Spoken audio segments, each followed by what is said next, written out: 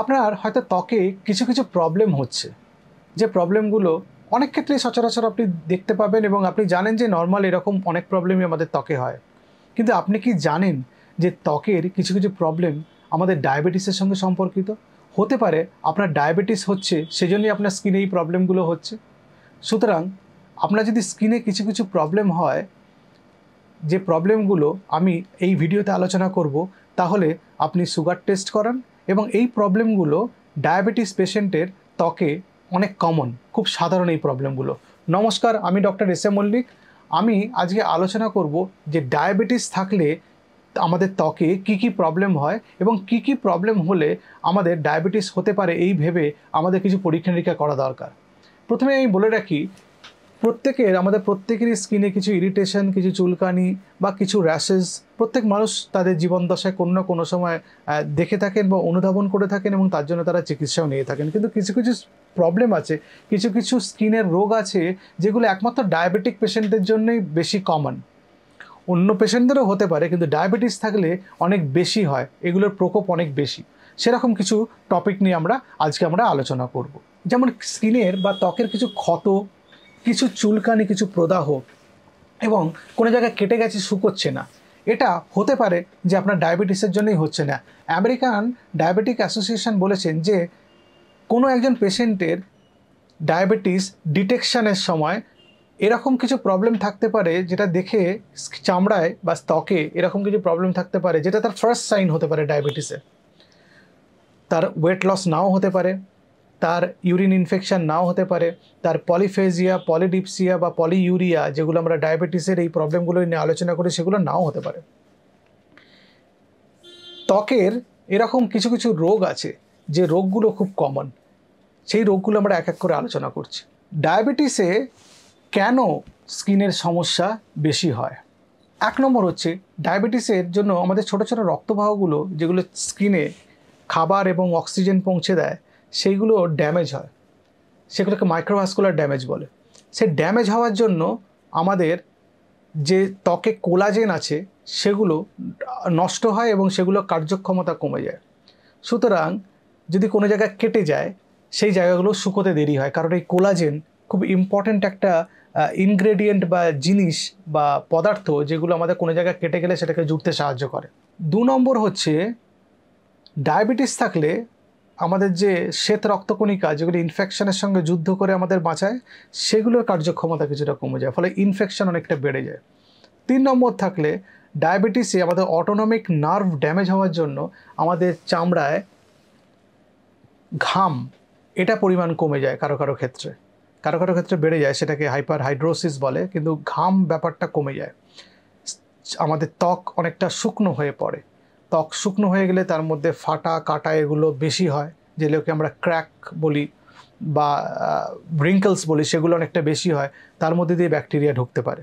আর 4 নম্বর, ডায়াবেটিসে যে নিউরোপ্যাথি হয়, যেটা ডায়াবেটিক নিউরোপ্যাথি বলি, নার্ভ ড্যামেজ হওয়ার জন্য কোনো জায়গায় কেটে গেলে আমরা বা ছড়ে গেলে বা অন্য কোনো ইনফেকশন হলে বা ক্ষত হলে আমরা বুঝতে পারি না, আমরা পেন ফিল করি না, ফলে আমাদের সেই জায়গাটা তো আননোটিসড থেকে যায়, আমরা সেই জায়গাটাকে নজর দিই না অতটা, তখন ওই জায়গা থেকে ইনফেকশন হওয়ার চান্স অনেকটা বেড়ে যায়।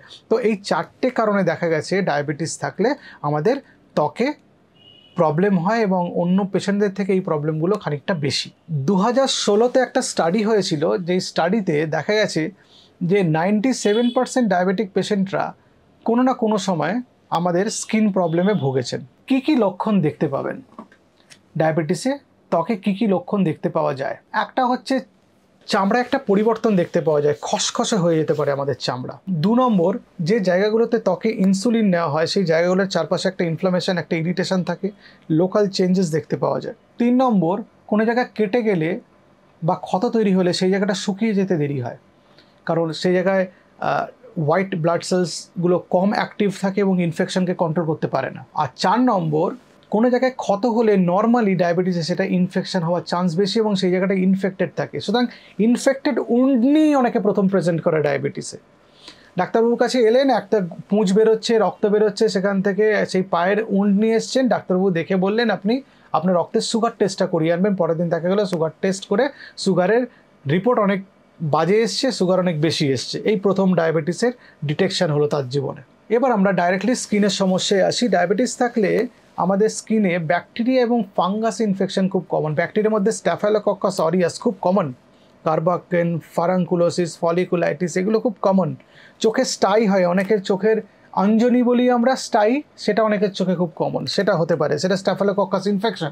কোনো জায়গায় ইনফেকশন হলে সেই জায়গাটা গরম হয়ে যায়, ফুলে যায়, সেখান থেকে পুঁজ বেরোতে পারে, ডিসচার্জ হতে পারে বা ইরিটেশন হতে পারে এবং ব্যথা হয়। সুতরাং এই জিনিসগুলো ইনফেকশন হলে এই লক্ষণগুলো থাকতে পারে, আমাদের বুঝতে হবে কোনো একটা জায়গায় ইনফেকশন হয়েছে। ডায়াবেটিস হলে ফাঙ্গাল ইনফেকশনও খুব কমন। ক্যান্ডিডা অ্যালবিকান্স বলে একটা ফাঙ্গাস, খুব কমনেস্ট ফাঙ্গাস, এটা ডায়াবেটিসে পাওয়া যায়।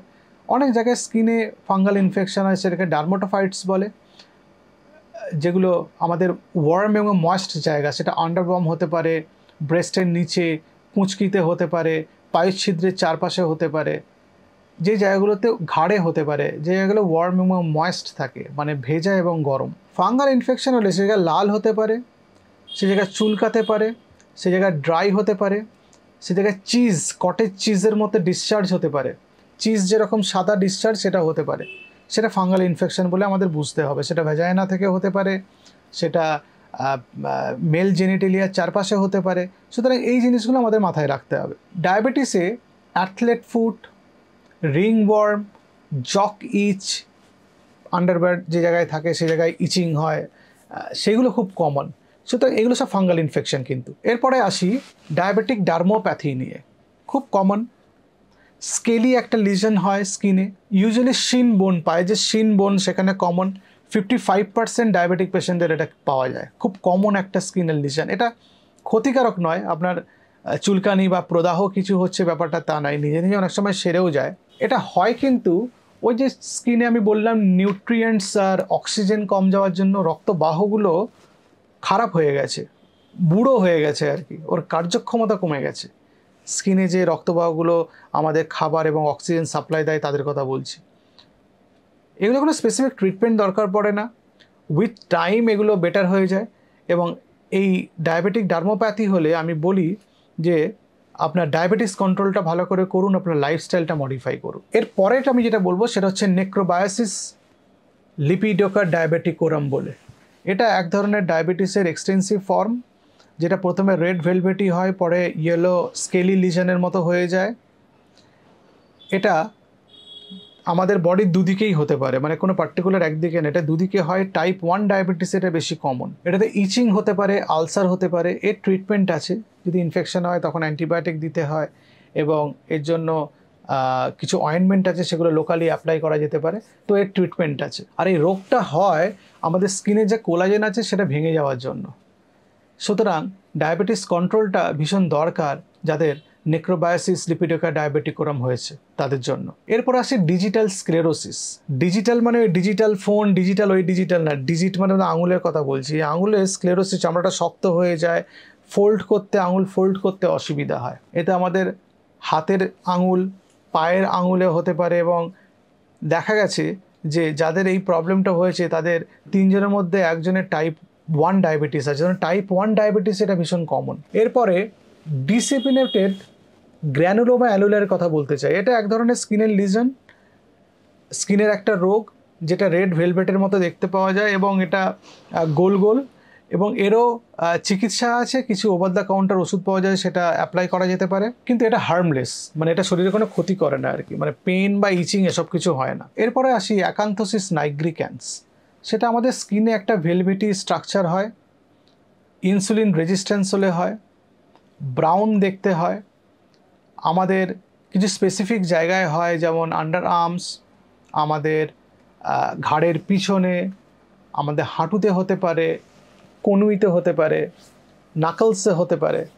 এবং দেখা গেছে যে যাদের ডায়াবেটিস শুরু হয়েছে প্রি ডায়াবেটিস স্টেজেও এটা দেখতে পাওয়া যায়। সুতরাং এটা থেকে মুক্তি পেতে গেলে আপনাকে আপনার ডায়াবেটিসের যে পদ্ধতি শরীরে হয়েছে সেটাকে রিভার্স করতে হবে। তার জন্য আপনাকে ওজন কমাতে হবে। ওজন কমালে দেখা গেছে অনেকের ক্ষেত্রে এটা হালকা হয়ে যায় বা চলে যায়। এটা একটা ডায়াবেটিসের ইম্পর্ট্যান্ট কিউটেনিয়াস সাইন বা ত্বকের একটা লক্ষণ, যেটা দেখে বোঝা যায় আপনার ডায়াবেটিস হচ্ছে বা হতে পারে কিনা। এরপরে আসি ডায়াবেটিস ব্লিস্টার বা বুলোসিস ডায়াবেটিকোরাম নিয়ে।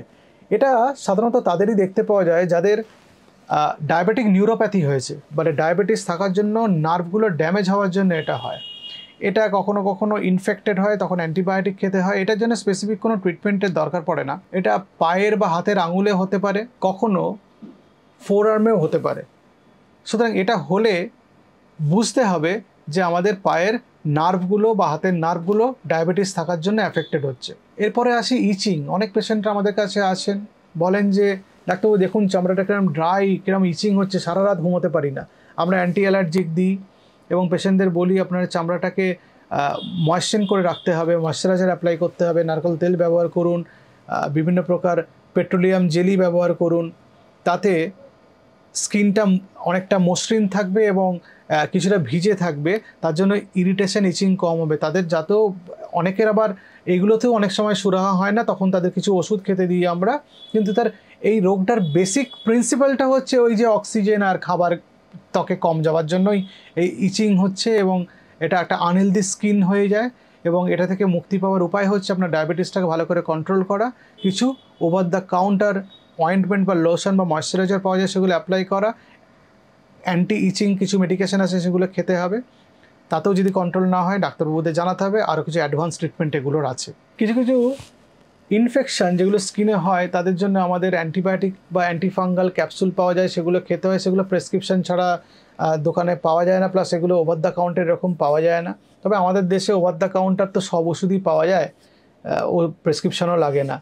সুতরাং কিন্তু সব অ্যান্টিবায়োটিক সব অ্যান্টিফাঙ্গাল কাজ করে না এবং তার জন্য একজন ডাক্তারবাবুকে দেখিয়ে তারপরে ওষুধ খান, যাতে ট্রিটমেন্টটা ডিলে না হয়ে যায়। আর সর্বোপরি লাইফস্টাইলটা মডিফাই করুন, আপনার ডায়াবেটিসটা ভালো করে কন্ট্রোল করুন, আপনার কোলেস্ট্রলটা কন্ট্রোল করুন, ব্লাড প্রেশার থাকলে সেগুলো কন্ট্রোল করুন, তাহলে রক্তবাহগুলো ক্ষতিগ্রস্ত কম হবে, তাহলে স্কিনের রোগগুলো হবে কম। ওজন কমান, নেশা থেকে দূরে থাকুন, অ্যালকোহল তামাক জাতীয় দ্রব্য ধূমপান এগুলো থেকে দূরে থাকুন, ভালো করে ঘুমান, ব্যায়াম করুন, ব্যালেন্স ডায়েট খান, পর্যাপ্ত পরিমাণে জল খান, তাহলে আপনার স্কিন ভালো থাকবে। নমস্কার।